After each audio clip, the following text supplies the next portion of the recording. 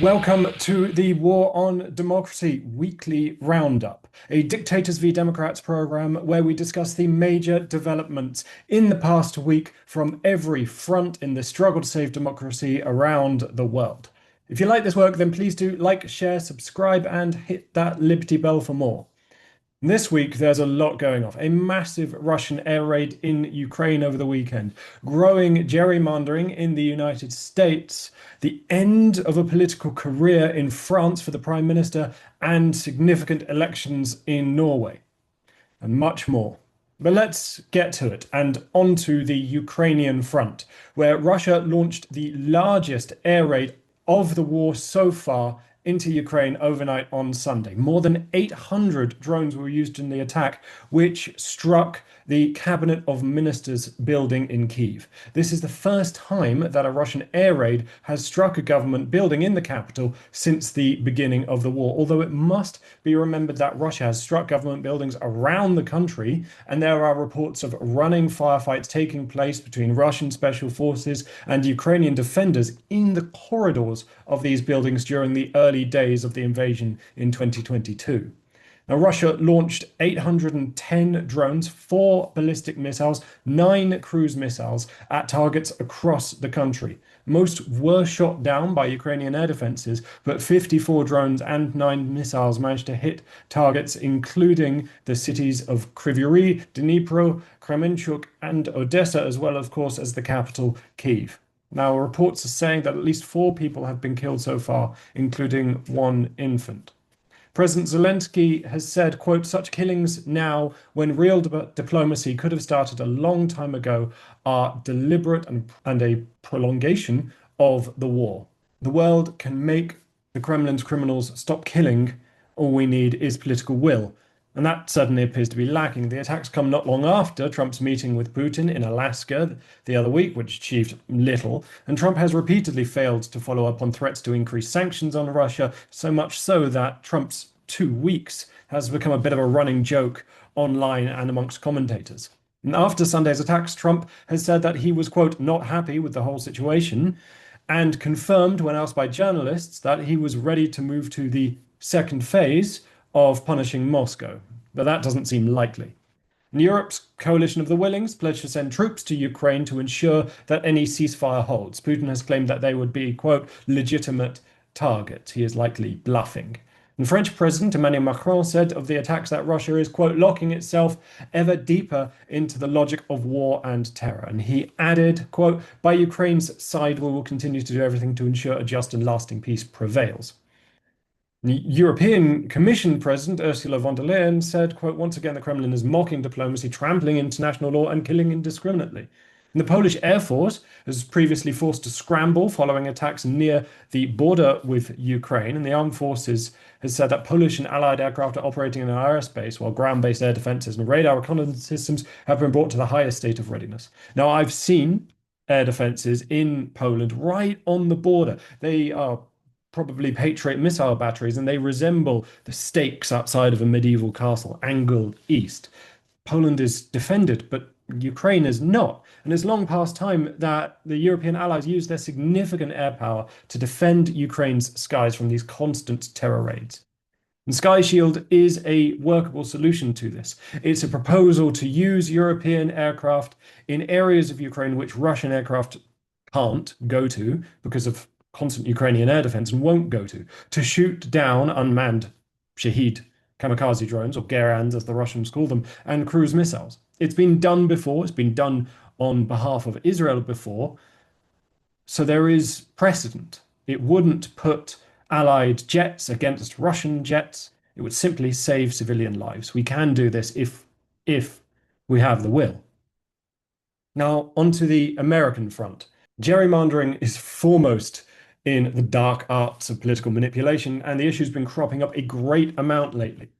Coined in 1812, when Massachusetts Governor Elbridge Gerry approved a twisted, salamander-shaped district to favor his party, it's now an unfortunate reality in many democracies. And the 2 main tactics are packing, where opposition voters are put into as few districts as possible so that their votes are limited in a constituency-based system. So they essentially have fewer people to vote for. and cracking, where opposition voters are split across many different districts, limiting the chance of opposition representatives being elected. And partisan gerrymandering is, for some reason, generally permissible in the United States, which strikes me as a major weakness of their democratic system. And across the country, we're seeing redistricting efforts pushed in a number of states, which has raised concerns of significant democratic backsliding. Both major political parties in the US are engaged in rare mid-decade redistricting efforts. Now, redistricting is normal. People move, areas grow or shrink, and they should be represented as such. However, it's usually done with fresh data immediately after a census, which in the US are carried out every 10 years. But pushes are currently underway in Texas, Missouri, California, Utah, and New York. And on the horizon, we've seen rumblings of the same in Kansas, Nebraska, Indiana, Maryland, Illinois, and Ohio.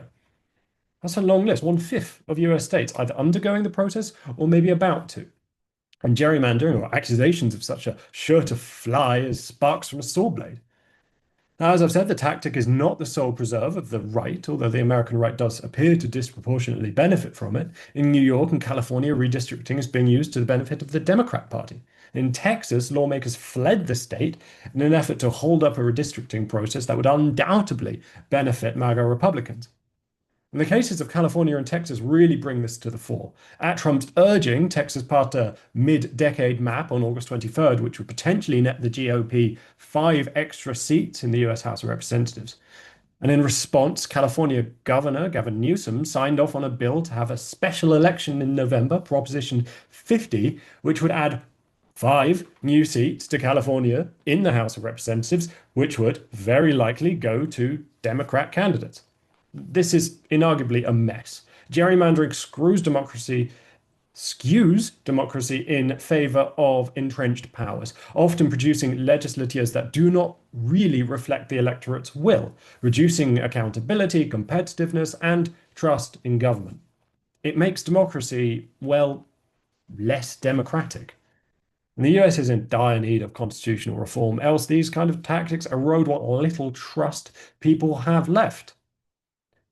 And on to trust and the French front. France looks set to replace Prime Minister François Bayrou, who's called a vote of confidence in himself, which he looks set to lose.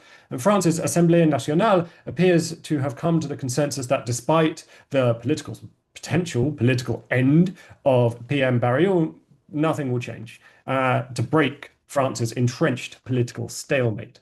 Veteran political commentator Bruno Courtrai, speaking to the BBC, said, quote, "It's a disaster. The situation is absolutely blocked." Bayrou was a figure seeking consensus. However, after his 9 months in office, nothing has changed. He's been defined by his inability to break through the deadlock in an assembly which has become increasingly divided. And France's national debt was a keystone policy. He described it as a terribly dangerous period, a time of hesitation and turmoil, and warned of a, quote, high risk of disorder and chaos if it wasn't dealt with. He had aimed to slash government spending by 44 billion euros. Now, France's debt is currently more than its annual national output. And like many democracies, it is seeing a shift from the center to the far left and to the far right. Macron's best hope as a centrist president is probably a functioning minority government, but that seems unlikely to me. And the next elections for the presidency are in 2027. He's unlikely to call another election, but he's also unlikely to make it through to the end of this term. We'll have to see what happens. Now, onto the Norwegian front. Norwegians are currently out at the polls. The main day of voting for a new parliament, and key to that campaign is a debate around a 19th century wealth tax. Approximately 4.3 million people are voting to fill the 169-member parliament called the Storting, and the race is really tight, with the main contenders being the centre-left bloc led by the incumbent Labour Party Prime Minister Johannes Gahr Støre and a right-wing opposition bloc. Now, Labour wants to keep the aforementioned wealth tax of 1.1% of assets worth more than 1.76 million krona, which is about $176,000 US. And the right-wing bloc wants to scrap the tax completely, as well as introduce more stringent immigration controls. The results are likely to be followed by negotiations, which may take some weeks to build a coalition and agree on a cabinet before King Harald can swear in a new government. The foreign policy of Norway is unlikely to change. They're a northern European country which shares a border with Russia. They know who their neighbors are and are likely to continue in their support for Ukraine. Now, on to terra firma, or the front to save the planet from climate change and environmental collapse. Pacific Island leaders have started their annual summit in the Solomon Islands today, and climate change and security are expected to take center stage under the looming specter of rising sea levels and regional competition between the United States and China. The leaders of the 18-member group, which includes Australia and New Zealand, will also head to a retreat on Thursday for some personal time, I guess. And Divavesi Waka, the Secretary General of the Pacific Islands Forum, apologies if I get that pronunciation wrong, said that this year's meeting will cover regional priorities, which includes climate change, ocean governance, security, and economic resilience. And he added that these are, quote, not just policy issues, they are the lived realities of our people. And the Pacific Ocean's health, as one of the world's most important, probably the world's most important ocean, and a source of enormous ecological value, is going to be high on the list of agendas. Leaders are expected to sign the Fiji proposed Ocean of Peace. The country's Prime Minister, Siti Rabuka, said that as a result of the Pacific region having, quote, endured catastrophic calamities caused by climate change, as well as, quote, its rich resources exploited by many, the proposal guiding principles will include protecting and recognizing the Pacific's stewardship of the environment, as well as a rejection of coercion and a peaceful resolution of disputes. And Vanuatu recently won a case before the International Court of Justice, the UN's top court, which issued a ruling saying that states must urgently tackle climate change and cooperate to cut emissions.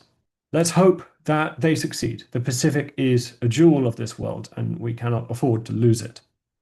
And finally, on to other fronts. Onto the Israeli front, more than 15,000 people took to the streets to call for an end to Israel's war in Gaza and a hostage deal. Prime Minister Netanyahu insists that only total victory against Hamas, whatever that looks like, will bring the hostages home. The war in Gaza has cost tens of thousands of lives and reduced much of the territory to rubble. And the Venezuelan front, the US sank an alleged narco boat near the coast of the dictatorship recently. In response, Venezuelan F-16s buzzed a US military ship carrying a contingent of Marines, part of a 4,500-strong force being sent to the region to ostensibly fight drug trafficking. The US has also sent a further 10 F-35 fighter jets to bases in Puerto Rico. Watch this space, more to come. On the Brazilian front, the trial of former President Bolsonaro is drawing to a close. The verdict is expected on Friday, the 12th of September, and if found guilty of attempting a coup d'etat after the election of the current president, Lula, he could spend more than 40 years in prison. And finally, the sporting front. I tried HEMA on Sunday, historical European martial arts, or to the layman, and really to myself, fighting with blunted longswords. It's enormous fun and reminded me why I loved fencing so much back in my teenage years. However, unlike teenage me, I can't run around for 4 hours and not feel it the next day. I am in pain. I do have a new hobby, though. But that's it for this week in the global war against democracy. If you enjoyed this program, please do like, share, subscribe, hit that Liberty bell for more. And if you've got something to say, you've got something to add, then please do leave a comment down below. I do read all of them. Thank you very much indeed. And remember, democracy is non-negotiable. Goodbye.